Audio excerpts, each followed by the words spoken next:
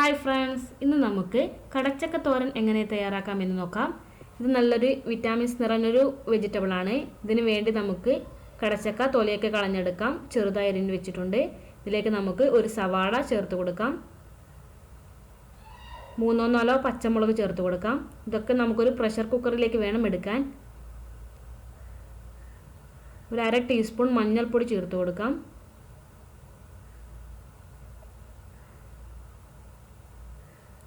1/2 teaspoon മുളക് പൊടി കൂടി ചേർത്ത് കൊടുക്കാം.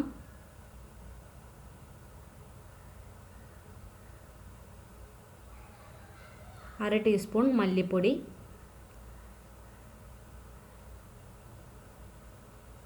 ആവശ്യത്തിന് ഉപ്പ് എന്നിവ കൂടി ചേർത്ത് കൊടുത്ത് അതിലേക്ക് അല്പം വെള്ളം കൂടി ചേർത്ത് കൊടുക്കാം.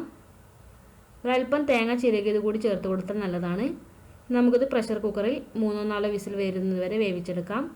ശേഷം നമുക്ക് കടുക് പൊട്ടിച്ചെടുക്കണം. അതിനുവേണ്ടി ഒരു പാത്രം അടുപ്പിലേക്ക് വെച്ചിട്ടുണ്ട്. ഇതിലേക്ക് നമുക്ക് അല്പം ഓയിൽ ഒഴിച്ചെടുത്ത് കടുക് പൊട്ടിച്ചെടുക്കാം.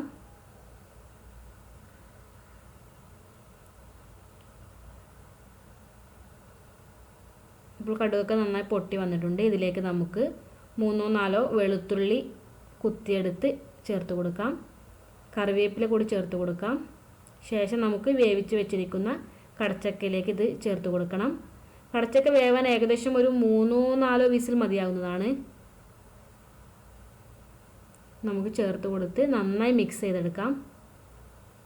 ഇപ്പോൾ നമ്മുടെ കടച്ചക്ക തോരൻ റെഡി ആയിട്ടുണ്ട്. നമുക്കിത് ചൂടോടെ ചോറിൻ്റെ കൂടെ സെർവ് ചെയ്യാം.